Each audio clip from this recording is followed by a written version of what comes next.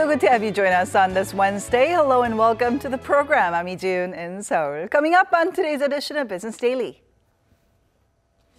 Local financial authorities expect North Korea's latest missile launch to have a, quote, temporary and limited impact on the South Korean economy. As President Moon Jae-in embarks on his trip to Germany for the G20 Summit, we take a look at what topics will be discussed among global leaders. These stories and more coming right up.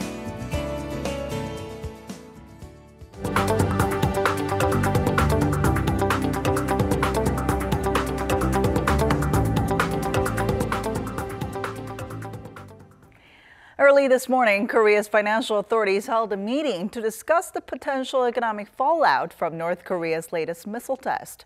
They said the impact will be limited, just as it was during previous provocations. Our Oh Jung-hee starts us off. South Korea's economic and financial authorities sat down for a joint meeting on Wednesday to assess the economic impact of North Korea's ballistic missile launch and discuss how best to respond to it. They say the missile launch on Tuesday is not expected to have much impact on the Korean economy, just as previous provocations, including nuclear tests, had only a temporary and limited impact. But the authorities say they're still tense. That as there are some other lingering uncertainties both inside and outside the country, such as U.S. Federal Reserve's monetary policy normalization plans. The Seoul government said it'll work closely with the related ministries to monitor the situation. It'll also communicate more with foreign investors, media, and credit rating agencies to minimize the influence on Korea's international creditworthiness and investor sentiment. Experts say though North Korea's ballistic missile launch did draw attention to geopolitical risks, its impact on Korean market is slowly dying down. Oh Jung-hee, Business Daily. Korea's current account surplus narrowed sharply in May compared to a year ago. According to data from the Bank of Korea released earlier today, the country's surplus stood at $5.94 billion in the month of May. Now, that was nearly 42% lower compared to the same month last year, due mainly to rising oil prices and fewer inbound tourists. The slump in tourism follows China's retaliation over the deployment of a THAAD missile defense battery on the Korean peninsula. The goods account surplus was also down on year due to a slight uptick in imports. Still, Korea managed to post a current account surplus for a record 63rd consecutive month. Korea's new industries spearheaded the country's export growth in the first half of this year, accounting for more than $30 billion worth of outbound shipments. The Ministry of Trade, Industry and Energy said on Wednesday, 8 new industries, including next-generation semiconductors, displays, energy, biohealth, and aerospace, accounted for more than 11% of Korea's total exports between January and June this year. These 8 new industries saw a 20% surge in on-year export growth, and they are taking up a steadily growing proportion of total exports over the last 3 years. And thanks to recovering exports, Korea's manufacturers' business sentiments rose to its highest level in 2 years, but still remain below par. According to a survey by the Korea Chamber of Commerce and Industry, its third quarter business survey index came in at 94, gaining 5 points from the April to June period and reaching its highest level since the first quarter of 2015. Now, despite the rise, the index remains below the 100-point benchmark that separates optimism from pessimism on business outlook. The last time the index was measured at above 100 was in the third quarter of 2014.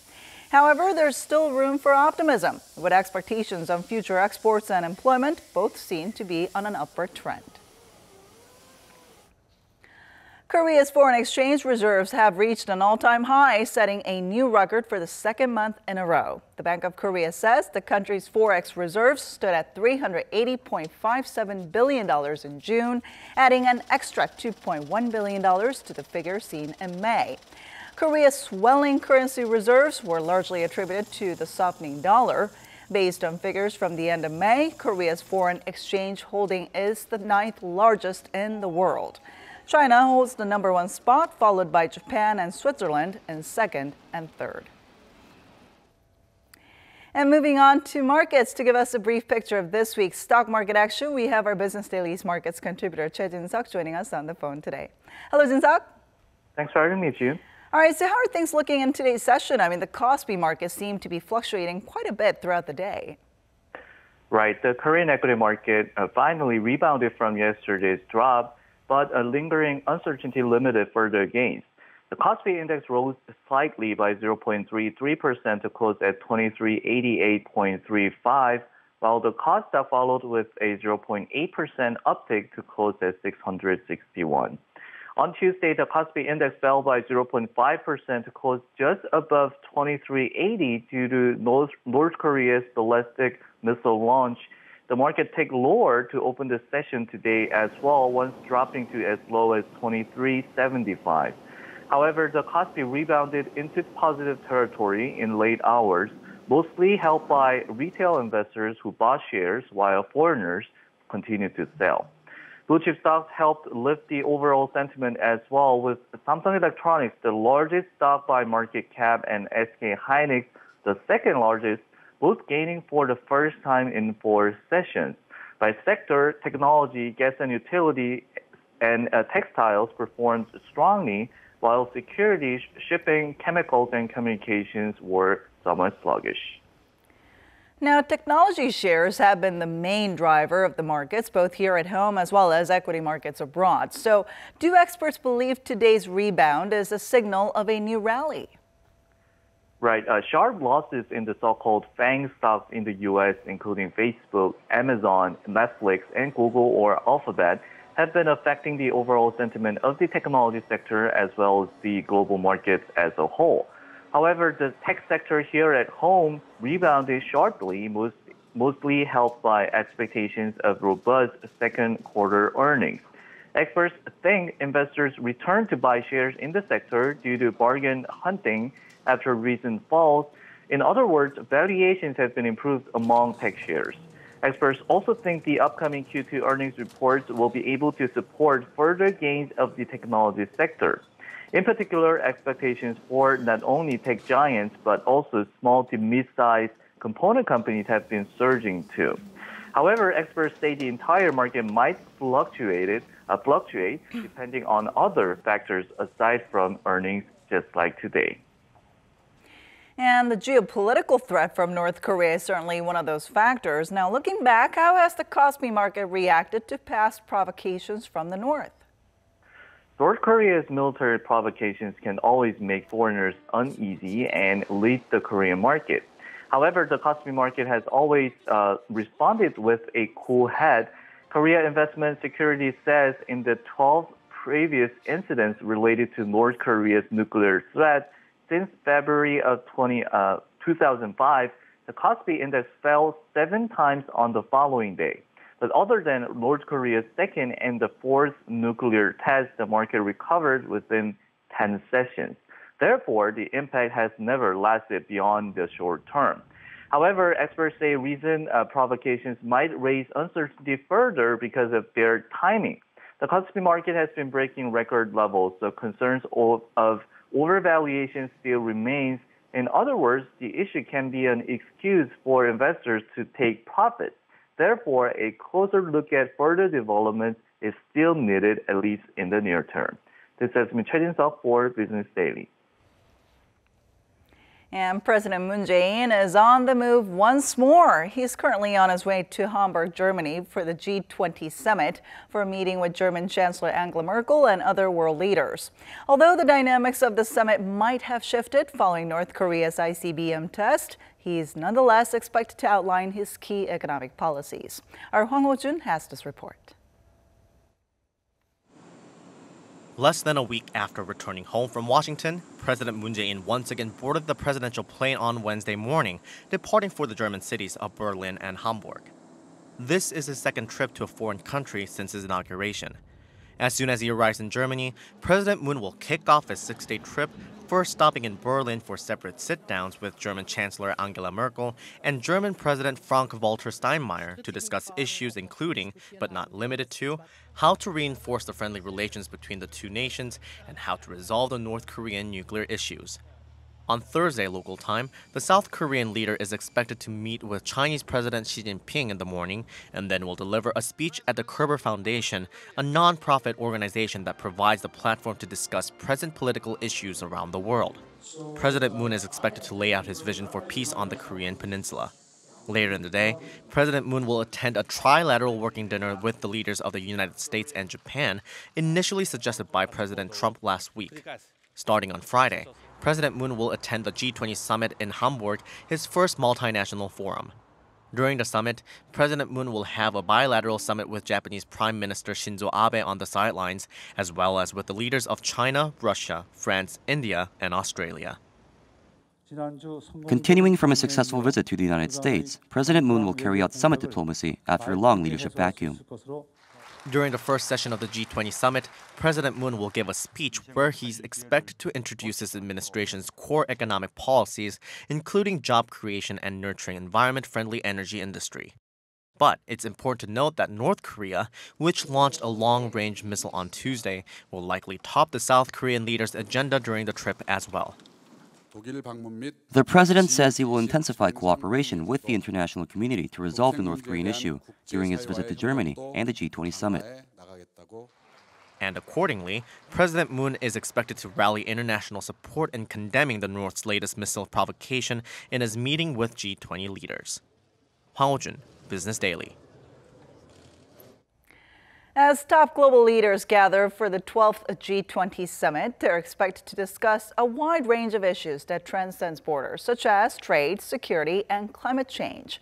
For a closer look at the upcoming summit, our Kim Ji-yeon joins us in the studio today. Hi, Ji-yeon. Hi, Ji-yeon. All right, so this summit is shaping up to be a quite important summit for Korea. That's right. It's the first multilateral summit for President Moon Jae-in, as Ho-jun mentioned in his report, and it could serve as an opportunity to enlist the cooperation of other countries on issues at the top of his agenda, including job creation, fostering of eco-friendly energy industries, as well as free and fair trade.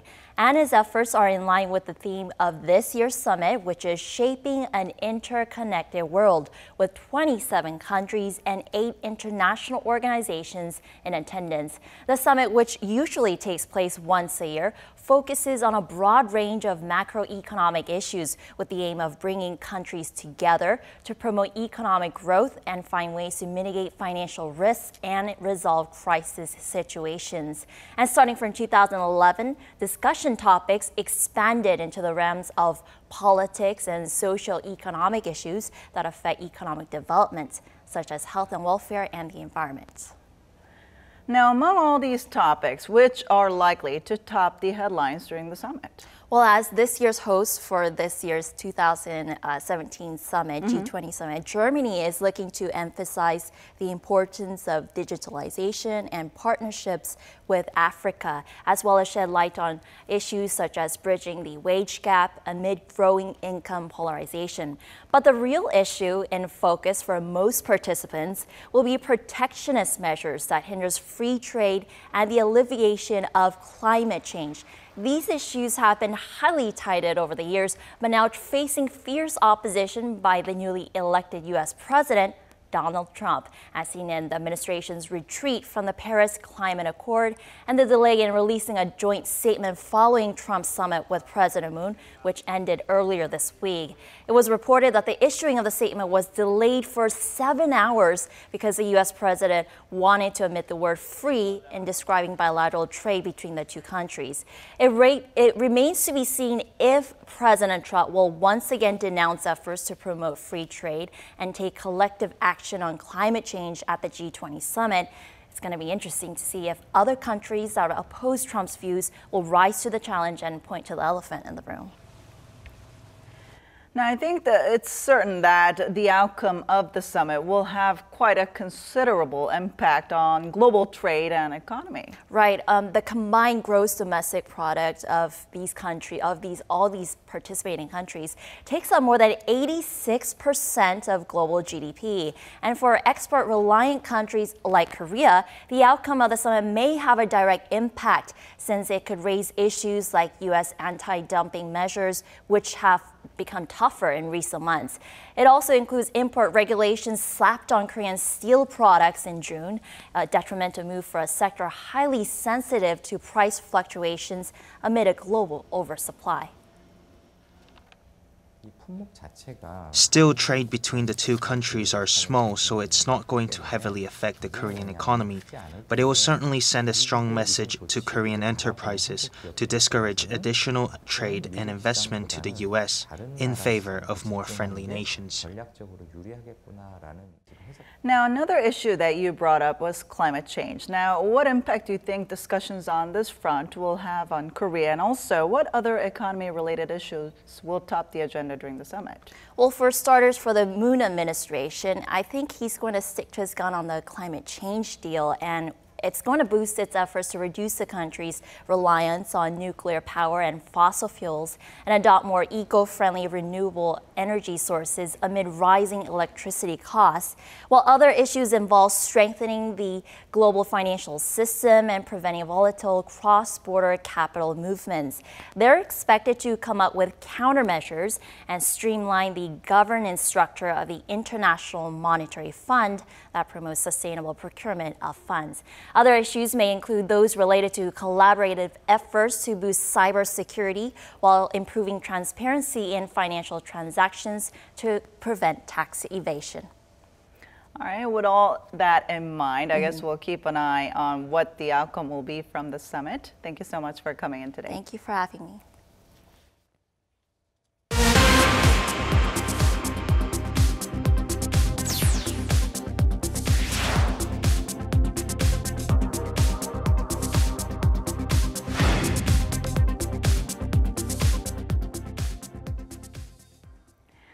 Starting this month, all public institutions will be required to adopt a blind employment system designed to root out preferential hiring based on the job seeker's physical appearance or even family pedigree.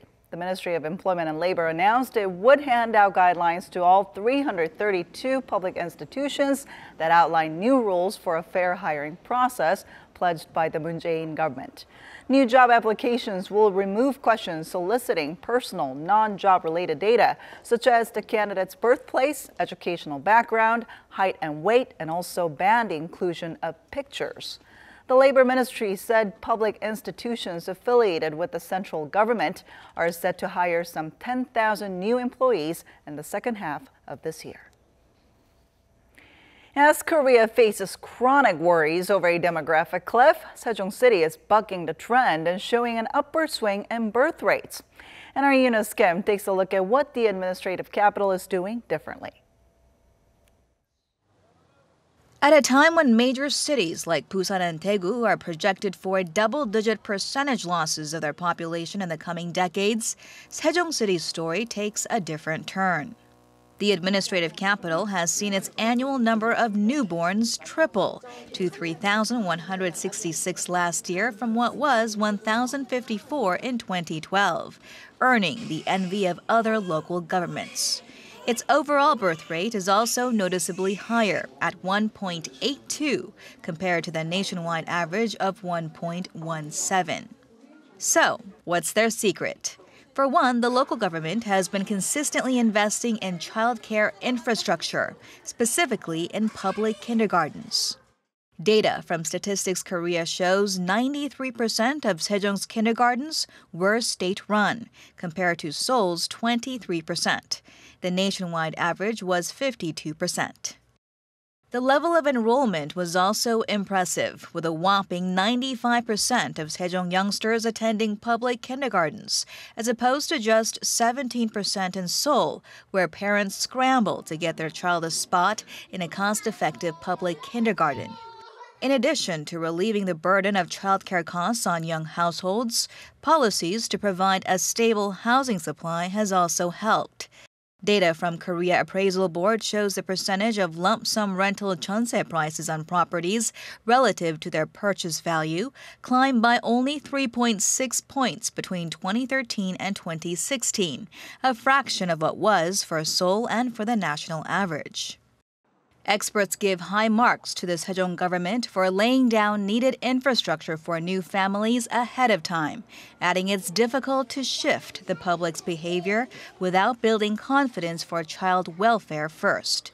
As past piecemeal incentive policies are proving to be ineffective, they recommend that future policy efforts further place their focus on quality childcare and a stable housing supply. Eunice Kim, Business Daily. With many countries around the world trying to come up with ways to respond to climate change and energy crisis, Korea has also stepped up its efforts in fostering energy-independent villages since the year 2012. And today we take a look at how effective these villages have been in conserving energy and what lessons others can take from them. Electric power is a necessity in modern life. From must-haves like smartphones to various electronic devices, we require power to enjoy everyday convenience. This electric power is mostly generated in thermal or nuclear power plants. But the use of fossil fuels at thermal power plants and the greenhouse gases produced as a result lead to global warming and serious climate change. Nuclear power plants present the danger of radioactivity, which is why movements are taking place worldwide to reduce their number. As a result, since 2012, the city of Seoul has been supporting urban energy-independent villages through public participation. Support ranges from about $4,500 for first-year villages to about $27,000 for third-year villages. Support can be given to groups of 3 or more residents interested in the Energy Independent Village project. The goal is to support 100 places by 2018. 70 are being operated as of 2017. 5 years in since the project was launched, Sipjasong Village in Gangdong-gu District is cited as a model example of energy-independent villages. First of all, Sipjasong Village installed solar power generators in each home to produce the village's own electricity. 30-kilowatt solar power generators for home use were installed in about 50 different homes, generating over 45% of the necessary power independently. This year, 15 additional homes will install solar power generators. It's thanks to the real effects made tangible by the neighbors. The utility fee comes to around $60 to $70 for our house. We always try to save, but since the solar generators were installed, we pay only in the range of $2 to $4. Efforts for energy independence go beyond the solar power generators. Education is offered for continued energy savings, and the residents are acting accordingly with efforts such as using LED bulbs in their homes. The fostering of gardens on the rooftops of the houses is also related to energy. They block out sunlight in the summer, lowering the building's temperature, and keep in geothermal heat in the winter, helping to save on energy costs. There was a 45% drop in 2015 compared to the year before. In 2016, the drop was 46%. These are impressive figures. We began with the hope that such energy villages could become more common. This apartment complex in Dongjak-gu has been participating in the Energy Independence Project since 4 years ago. The neighborhood reduced the use of electricity by 6.5% compared to a year earlier.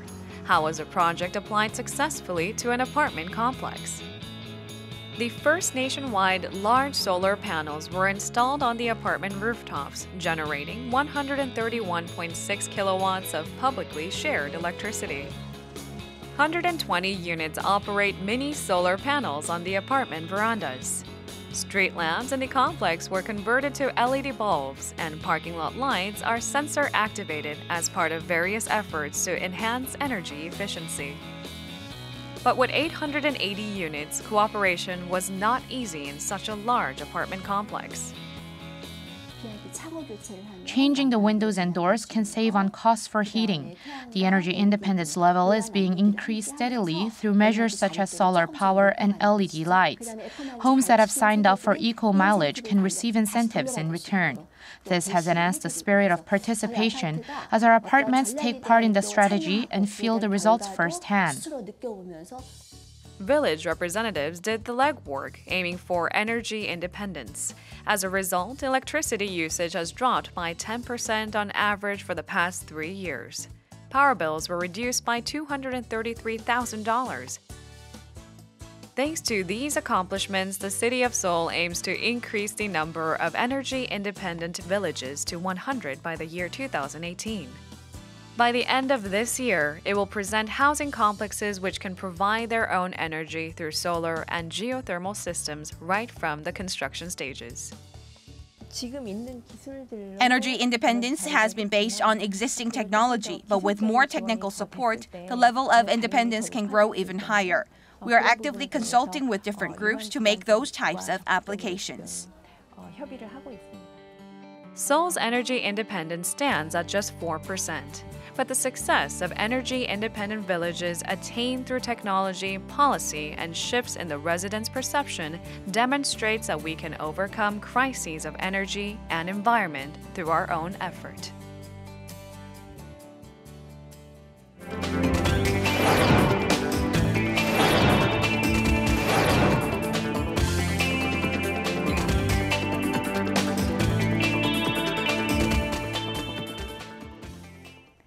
And that wraps it up for today. Thanks for watching. We'll be back tomorrow with more at the same time, same place for your Business Daily. Until then, goodbye.